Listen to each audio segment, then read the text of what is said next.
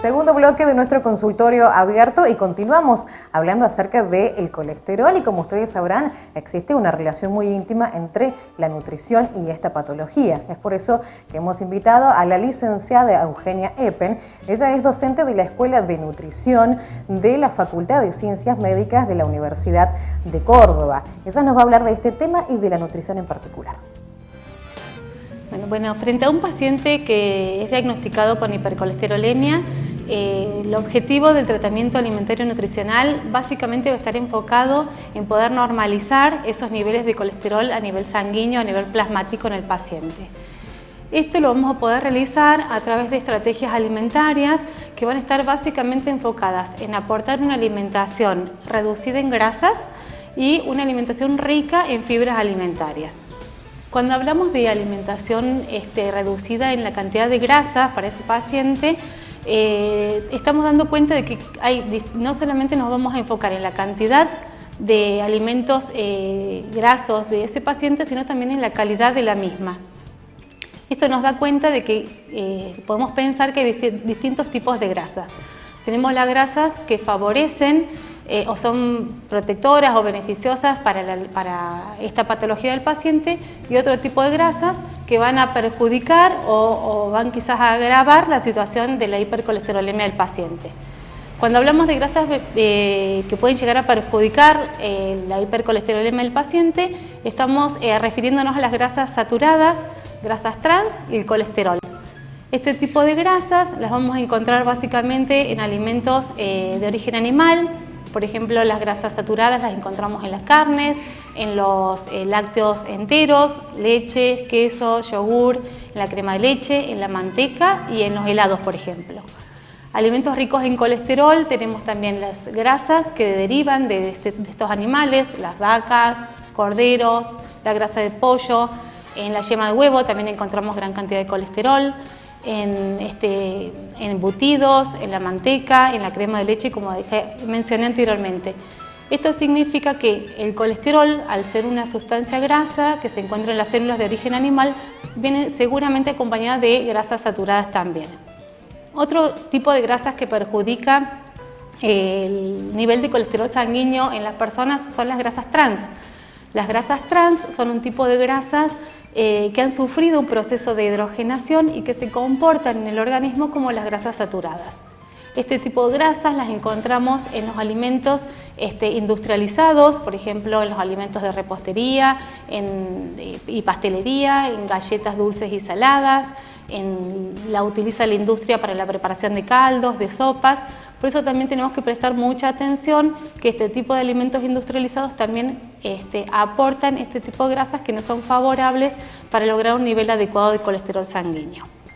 Por otra parte, tenemos las grasas que son beneficiosas para la salud de este paciente, que son las grasas poli y monoinsaturadas. Este tipo de grasas tienen una estructura flexible, lo que hace que se encuentren en estado líquido a temperatura ambiente. Entonces los podemos reconocer, por ejemplo, grasas poliinsaturadas encontramos en los aceites de maíz, en aceite de soja, en aceite de girasol. Y también están las grasas poliinsaturadas que aportan omega 3. Los ácidos grasos omega 3 son ácidos grasos que son muy beneficiosos para la salud. Son ácidos grasos esenciales, se le llaman, porque nuestro cuerpo no está preparado para sintetizarlos, para fabricarlos, por ello debemos incorporarlos a través de los alimentos de la dieta. Los ácidos grasos omega 3 los encontramos en pescados de aguas profundas, como por ejemplo la caballa, el jurel, el atún, las sardinas, y también en las semillas de chía, las semillas de lino, el aceite de lino y en frutos secos como las nueces, por ejemplo. Entonces este tipo de alimentos sí debemos incorporarlos a la dieta habitual del paciente. Otro tipo de grasa que es beneficioso para la salud son las grasas monoinsaturadas, que las incorporamos a la dieta habitual a partir de, por ejemplo, las aceitunas, el aceite de oliva, y también la palta, por ejemplo, y el maní. Son alimentos que nos aportan este tipo de grasas. En relación al otro punto que decíamos inicialmente del aporte de fibras que debemos hacer en estos pacientes, debemos pensar en las fibras que se llaman solubles o insolubles.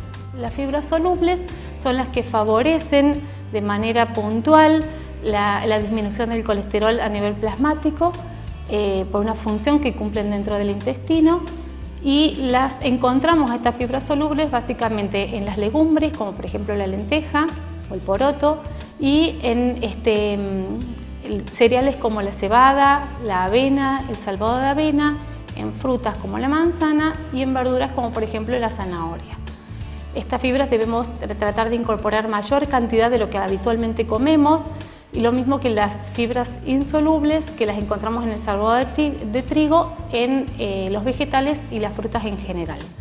El aporte que deberíamos hacer de fibra diariamente debe ser de 25 gramos.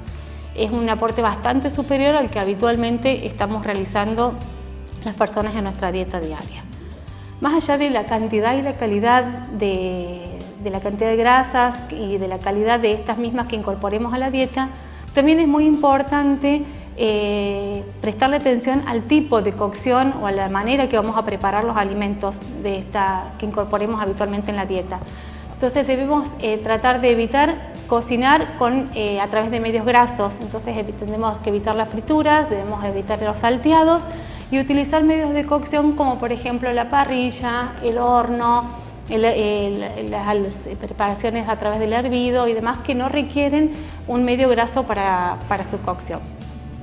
Más allá de todas estas recomendaciones, también es importante saber que estos pacientes requieren no solamente poner en marcha estrategias higiénico-alimentarias, sino que también deben realizar una buena cantidad de actividad física y tratar también de reducir los niveles de estrés de su vida cotidiana, porque son factores que van a estar influenciando en sus niveles de colesterol y no solamente las cuestiones desde el punto de vista alimentario.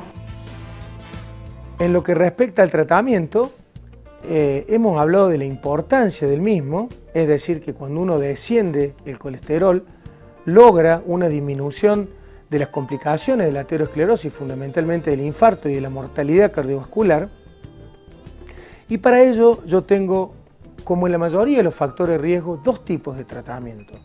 Un tratamiento que se llama higiénico-dietético y que básicamente tiene que ver con hacer dieta, hacer actividad física, lograr un peso corporal ideal, y por otro lado un tratamiento farmacológico, es decir, tomar medicamentos para bajar el colesterol.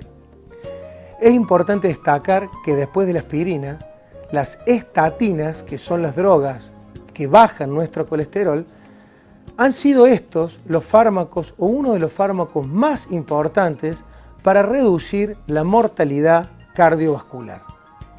Es importante destacar que ese tratamiento higiénico-dietético logra o puede lograr un descenso no mayor al 10% de los valores de colesterol LDL.